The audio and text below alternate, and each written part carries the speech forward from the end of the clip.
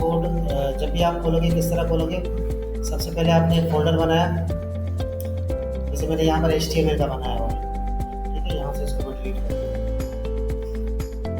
दूँ। आप पहले फ़ोल्डर बनाएंगे कोई भी, फिर उसके यहाँ टॉप पर जाकर क्लिक करेंगे और यहाँ पर लिखेंगे CMD, एंटर करेंगे तो ये कमांड प्रॉम्प्ट ओपन हो जाएगा। और फिर इस कमांड प्रॉम्प्ट में आप क्या लिखोगे, CODE डॉट, उसके बाद आप एंटर करेंगे। अब आपका जो विजुअल स्टूडियो है ना वो इस फोल्डर के अंदर ओपन होगा। यहाँ पर आप क्लिक करेंगे तो ये देखिए आप HTML फोल्डर के अंदर बैठे, और इस HTML फोल्डर के अंदर यहाँ पर मैं क्लिक करूँगा। अब यहाँ पर आपका फाइल नेम मांग रहा है। जितनी भी वेबसाइट्स होती है उनकी जो HTML की फाइल होती है उसका नाम होता है index.html। आप एंटर करेंगे, ये index.html बन, ये आपकी फाइल है HTML के फोल्डर के अंदर index.html। अब यहाँ पर वो पूरा स्ट्रक्चर उसका HTML का लिखना उसमें बहुत टाइम लगता है, तो यहाँ पर VS कोड एक शॉर्टकट देता है हमें, शिफ्ट और ये 1,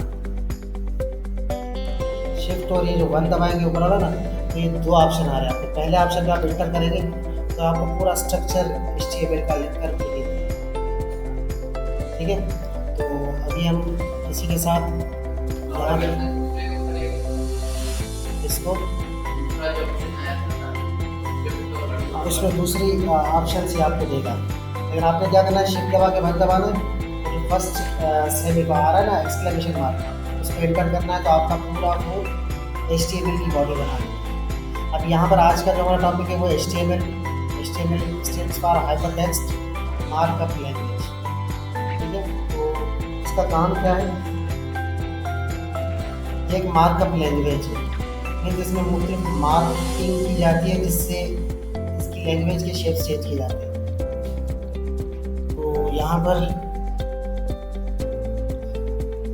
ठीक है, standard markup language for web pages, जितनी भी वेबसाइट्स बनती हैं उन सबका जो स्टैंडर्ड लैंग्वेज है वो HTML पर बनती है। HTML describe the structure of the web page. Web page का स्ट्रक्चर क्या होगा, HTML consists of series of elements, ये एलिमेंट्स से बनती है। HTML elements tells the browser how to display the content। इसके जो एलिमेंट होते हैं वो ब्राउज़र को बताते हैं कि आपने चीज़ें किस तरह दिखानी है, वेबसाइट कैसे दिखानी है। HTML elements label pieces of content such as this is the heading, ये इंग्लिश में लिखा हुआ है ना, इसका एक टैग है, वो बताता है वेबसाइट को कि ये हेडिंग है, दिस इज अ पैराग्राफ, एक वो है टैग जो बताता है कि ये पैराग्राफ है, ये लिंक है, और इसी तरह से मुख्तलिफ टैग्स होते हैं HTML में। अभी HTML फाइल का व्यू बिल्कुल नॉर्मल व्यू जो अभी हमने देखा था यहाँ पर VS कोड में। VS कोड क्या करता है, हमें ये वाली एक्स्ट्रा डिटेल्स भी देता है। यहाँ पर ये वाली जो डिटेल्स है आपकी, ये भी आपको देता है, लेकिन इसको अगर हम रिमूव कर दें तो भी इससे कुछ फ़र्क नहीं पड़ने वाला। ठीक है, तो नॉर्मल जो HTML का होता है वो इस तरह से होता है। बिल्कुल यही हमें बता रहा है। सबसे ऊपर जो है आपका यहाँ पर डॉक टाइप आ रहा है, उसके बाद HTML, उसके बाद हेडिंग है, उसके बाद टाइटल है पेज का आपका, फिर हेड का टैग बंद हो रहा है यहाँ पर, उसके बाद बॉडी है, और बॉडी के अंदर ये H1 क्या है, हेडिंग 1, और ये B क्या है, पैराग्राफ, और यहाँ पर ये बॉडी का टैग बंद हो रहा है, और यहाँ पर ये पूरा HTML बंद हो रहा है।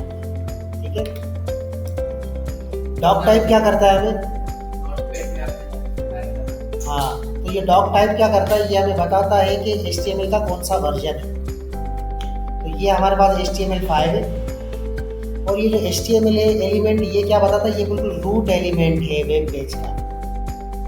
HTML का जो पेज है ना, उसका रूट एलिमेंट ये है। सबसे पहले HTML खुलेगा, उस HTML के अंदर दो चीज़ें ओपन होंगी, हेड और बॉडी।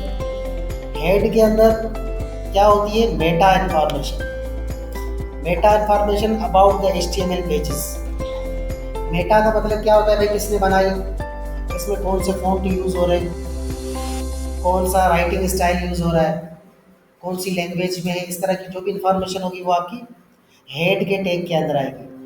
और टाइटल भी जो है आपका वो भी हेड के टैग के अंदर ही आता है।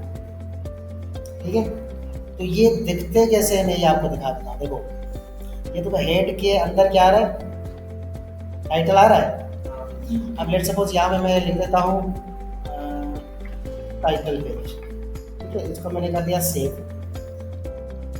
अब इसको मैं यहाँ से कॉपी करता हूँ उसका पाथ, और मैं जाता हूँ ब्राउज़र पे और यहाँ पर इसको पेस्ट करता हूँ। अब यहाँ पर ऊपर देख रहे हैं, यहाँ पर ये जो टाइटल पेज लिखा हुआ है, ये कहाँ से चेंज किया था मैंने यहाँ से, ये वाला है। अब लेट सपोज यहाँ को मैं इसको चेंज कर देता हूँ। कुछ कॉपी नहीं किया मैं, यहाँ पर ये टाइटल चेंज करूँगा और उसको कंट्रोल एस करके सेव करूँगा, और यहाँ पर वेब पेज पे जाऊँगा, इसको रिफ्रेश मारूँगा तो यहाँ तक ये टाइटल चेंज हो गया।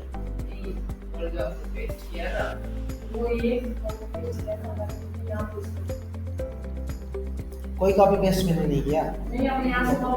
हाँ वो ये इस तरह से होता है। यहाँ पर आप रखेंगे, इसके नाम पर राइट क्लिक करेंगे, उसके बाद यहाँ पर आता है कॉपी पाथ। कॉपी पाथ करेंगे, फिर आप ब्राउज़र पे जाएंगे, यहाँ पर जाकर आप राइट क्लिक करके पेस्ट एंड गो करेंगे तो वो वेब पेज ओपन कर देगा आपका। ठीक है, तो इस तरह से ये टाइटल पेज काम करता है। उसके बाद बॉडी होती है एलिमेंट्स की, और ये बॉडी का जो पूरा एलिमेंट है ना, यही आपका पूरा का पूरा कंटेनर है। जो वेबसाइट आपको नज़र आती है ना, इसके अंदर आपकी headings, paragraph, images, hyperlinks, table, list सब इसके अंदर। H1 जो है हेडिंग 1 है, ये सबसे बड़ी हेडिंग कहलाती है, और B जो है वो पैराग्राफ को डिनोट करने के लिए बोला जाता है।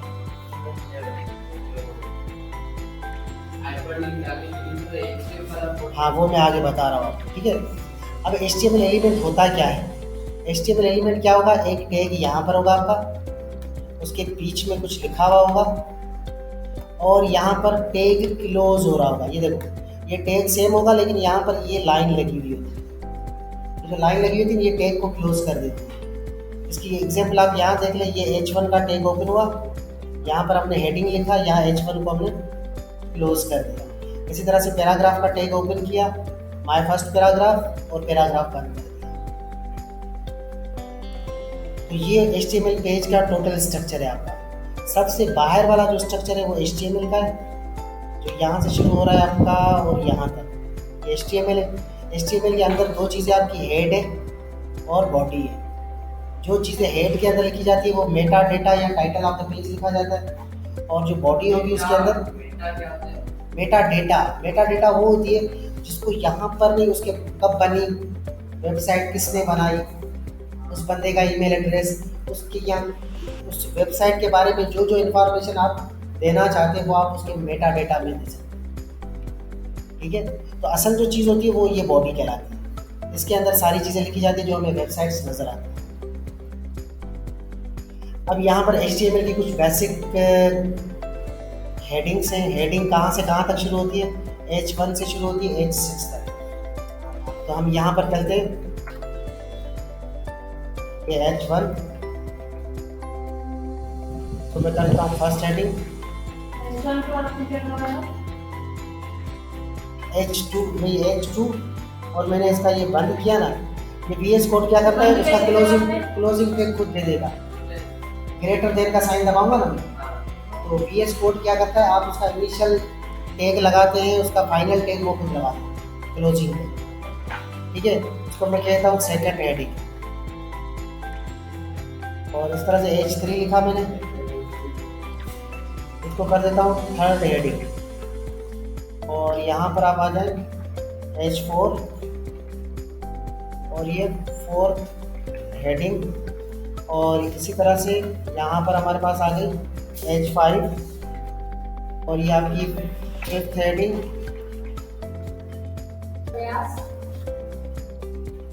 और ये H6, ये आपकी सिक्स्थ हेडिंग। हाँ मैं साइन दे रहा हूँ, वो क्लोजिंग टैग खुद लगा रहा है इसका। अब देखो लेट सपोज मैं यहाँ पर H7 भी दे देता हूँ। ये H7 का भी टैग बना देगा, लेकिन H7 उसको मैं कर देता हूँ 7th हेडिंग, ठीक है।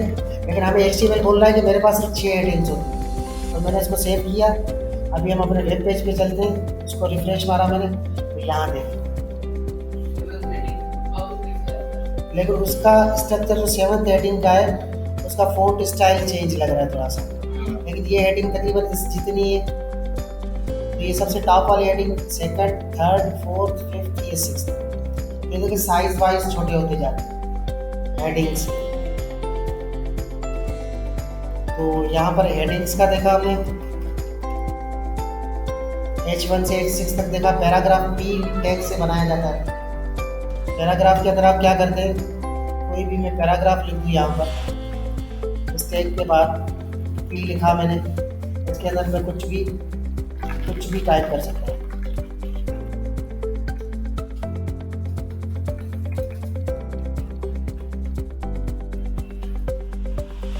अच्छा, यहाँ पर एक सबसे बड़ी प्रॉब्लम ये होती है, ये अगर मैं इस तरह से लिख रहा हूँ, क्या ये स्पेस इस तरह से वर्ड आएंगे, ये जो मैं एंटर मार के लिख रहा हूँ ना, ये एंटर कर दिया, ये इस तरह नहीं आएंगे। आप देखो, ये सब साथ में आ जाए,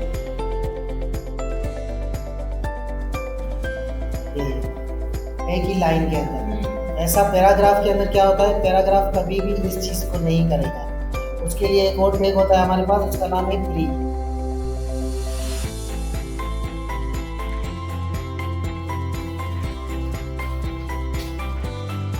प्री उसको देख लेते हैं, इससे कुछ फर्क पड़ता है। अब प्री क्या करता है, प्री आपका एज इट इज जैसा आपने स्ट्रक्चर में लिखा ना, वही चीज़ आपको वो वेबसाइट पर दिखा देगा। पैराग्राफ तो बिल्कुल एक ही लाइन पे लेकर आ जाएगा, लेकिन जितने स्पेस दिया आपने, जिसको रीअरेंज किया, वो सब आपको प्री उस हिसाब से दिखा देगा, ठीक है। इसके बाद आता है एंकर टैग। ये ए से शुरू होता है। एंकर टैग किसके लिए इस्तेमाल होता है, अक्सर आपने वेबसाइट के अंदर देखा होगा कि कोई चीज़ होती है, उस पर क्लिक करने से हम कहीं और पहुंच जाते हैं। यहाँ पे मैं लिखता हूँ गूगल, ठीक है, और उसको मैंने सेव किया और यहाँ पर मैं जाता हूँ, रिफ्रेश किया, तो यहाँ पर ये देखिए गूगल का आ गया। इसके ऊपर जैसे मैं माउस लेके जा रहा हूँ तो ये मुझे हैंड दिखा रहा है, और जैसे इस पर क्लिक करूँगा तो यहाँ पर ये google.com जाने के लिए अभी नेट कनेक्ट नहीं है। हमने ये देखा, अब हम इसको थोड़ा सा और आगे चलते हैं।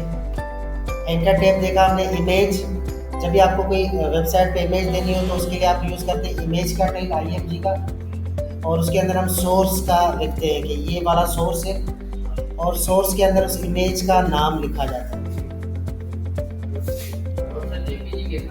हाँ, उसका पूरा नाम .jpg।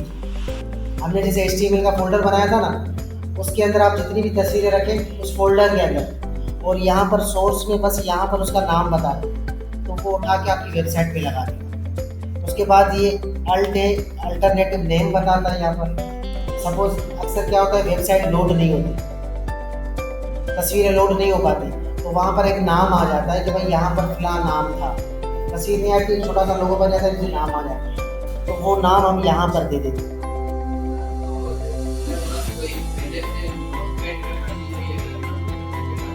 हाँ हाँ, उसको कॉपी करें, इधर पेस्ट मार दें, पूरे बोर्ड को कॉपी करें और उसको पेस्ट मार दें, इमेज लगा के देखते हैं। अब देखिए, इमेज लगाने के लिए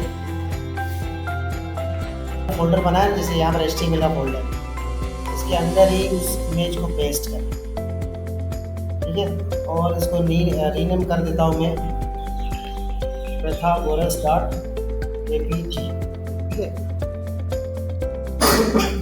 अब मैं यहाँ पर चला जाता हूँ, मैं चाहता हूँ कि यहाँ पर इमेज आए, IMG, उसके बाद सोर्स, और सोर्स में आप क्या लिखेंगे, देखो यहाँ पर डायरेक्ट बता रहा है .jpg नाम में आ गया, तो .jpg एक्सटेंशन भी दे रहा है, मैं इसको क्लिक कर लेता हूँ, ठीक है। और उसके बाद अल्ट इसके अंदर आप उस पिक्चर के बारे में लिखेंगे, ये पैथागोरस पिक्चर। अभी हम सिंपली यहाँ तक करते हैं,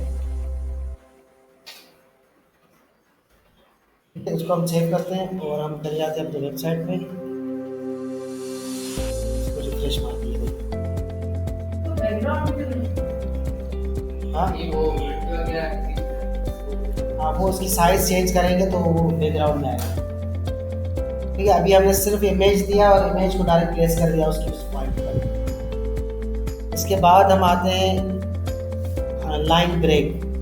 ये BR का टैग होता है, ये सेल्फ क्लोजिंग टैग कहलाता है, इसका कोई क्लोजिंग टैग नहीं है, ठीक है। जैसे BR लिख लेते, अगर कहीं से नई लाइन शुरू करनी है हमने, जैसे पैराग्राफ हम लिख रहे थे तो पूरा एक ही आ रहा था, उसके बीच में कहीं मुझे लाइन ब्रेक करनी है तो मैं वहाँ BR लिख दूंगा तो वो नई लाइन से स्टार्ट कर देगा, ठीक है। इसी तरह से ये बेसिक था हमारे पास, ये नहीं की डिटेल्स थी। अब यहाँ पर जो आप जो बातें कह रहे थे वो सारी आपकी यहाँ पर, ठीक है। अब हम एक और एट्रीब्यूट्स यूज़ करते हैं ना, बहुत सारे एट्रीब्यूट्स। एक टैग होता है और टैग के साथ जो अलग इंफॉर्मेशन आ रही होती है ना, वो उसका एट्रीब्यूट कहलाता है। लेट्स सपोज यहाँ पर देखो, ये जो इमेज है ये टैग है, ठीक है। इसके साथ ये जो सोर्स और ये अल्ट का जो आपके पास आ रहा है ना, ये इसका एट्रीब्यूट कहलाता है। इसी तरह से ये एंकर का, ये ए वाला एंकर टैग है, लेकिन इसके साथ जो href आ रहा है ना आपका, ये उसका एट्रीब्यूट। अब यहाँ पर हम हेडिंग 2 के अंदर आ जाते हैं या हेडिंग 1 के अंदर, और यहाँ पर हम एट्रीब्यूट कौन सा यूज़ करें, स्टाइल का। स्टाइल का एट्रीब्यूट यूज़ किया हमने, और स्टाइल के अंदर हमारे पास ऑप्शन है कलर और ब्लू। इसके अंदर क्या होता है, स्टाइल, उसके बाद प्रॉपर्टी और वैल्यू। तो मैं यहाँ पे लिख रहा हूँ कलर ब्लू। तो कलर क्या करता है, कलर फॉर टेक्स्ट कलर। तो टेक्स्ट आप उस हेडिंग में लिखोगे ना, उसके साथ अगर आप ये लगा देते हो स्टाइल कलर ब्लू, यहाँ मैं लिखता हूँ कलर, और यहाँ पर ठीक है। हाँ, स्टाइल लिखेंगे आप पहले, एट्रीब्यूट देना ना नहीं, मैंने लिखा है इसके साथ हेडिंग के साथ, ठीक है। इसको ब्लू कर दिया मैंने, और मैं यहाँ चला जाता हूँ H2 के अंदर। इसके अंदर मैं लिखता हूँ स्टाइल, और इसके अंदर कलर देता हूँ मैं रेड, ठीक है। अब इसको मैंने सेव कर दिया। अब हम अपने उस पेज पे जाएंगे, इसको रिफ्रेश करेंगे, तो देखिए फर्स्ट हेडिंग का कलर क्या आ गया, ब्लू, और सेकंड हेडिंग का रेड हो गया, जो हमने वहाँ पर कलर के एट्रीब्यूट से चेंज किया था। इसके बाद हमारे पास दूसरा है बैकग्राउंड कलर। दूसरा एट्रीब्यूट क्या है, बैकग्राउंड कलर।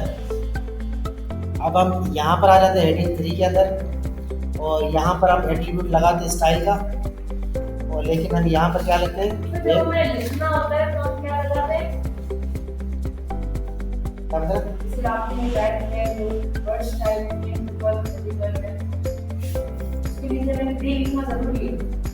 हाँ, अगर उस तरह आप लिखेंगे तो पी लिखते हैं, हाँ। और अगर पैराग्राफ में नहीं तो आप पैराग्राफ के टैग पी स्टार्ट करेंगे, पी बंद करेंगे, उसके अंदर लिख दिया। कोई ना कोई टैग यूज करना है, हाँ, उसको कंटिन्यू करें। अब देखो यहाँ पर बैकग्राउंड कलर मैंने लिखा, अब देखो मुझे सजेस्ट कर रहा है, तो यहाँ से ये मैंने इसको बैकग्राउंड कलर दे दिया S और H3 को। अब यहाँ पर हम आ जाते हैं, इसको मैं रिफ्रेश करता हूँ, तो देखो थर्ड हेडिंग का पूरा बैकग्राउंड चेंज हो गया, ठीक है। और यहाँ पर बैकग्राउंड कलर भी देखा हमने, कलर भी देखा। अब फ़ॉन्ट फैमिली, अब यहाँ पर फ़ॉन्ट फैमिली क्या है, फ़ॉन्ट फैमिली क्या करती है, कोई बताएगा आप में से मुझे? हाँ हाँ, फ़ॉन्ट, अब यहाँ पे लिखोगे तो ये देखो फ़ॉन्ट फैमिली का डायरेक्ट ऑप्शन आ रहा है, और यहाँ पर ये पूरे कुरियर, एरियल, कैम्ब्रिया, ये सारे नाम जितने भी फ़ॉन्ट्स हैं ये मैंने डाल दिए। इसके रोसिका सेंस के जितने भी थे वो सब मैंने डाल दिए। इसको सेव किया मैंने। सामान गायब नहीं हुआ कुछ भी, ये यहाँ पर है, इसको आप यहाँ से हाइड कर सकते हैं।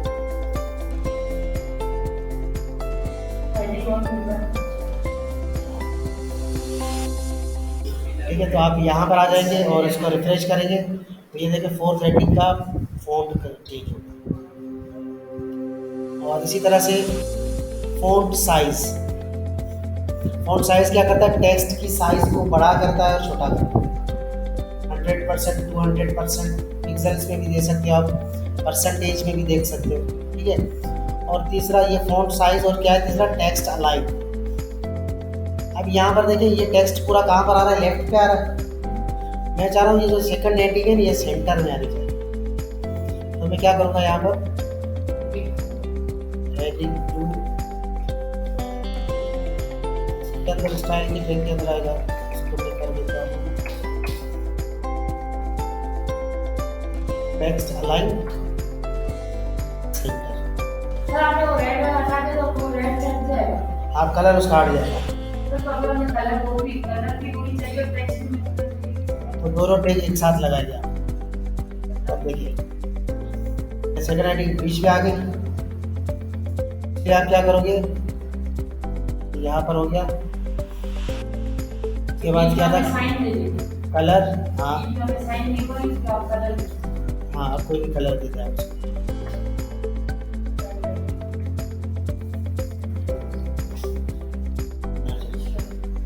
सेमीकोलन देंगे तो वो पहली प्रॉपर्टी उसकी खत्म हो जाएगी। सेकंड, अब हमारे पास टेक्स्ट सेंटर में आएगा। अब टेक्स्ट को आप कहीं पर भी मूव कर सकते हैं आप जो चाहें। तो जो पैराग्राफ था हमारे पास जो हमने यहाँ प्री लगाया हुआ है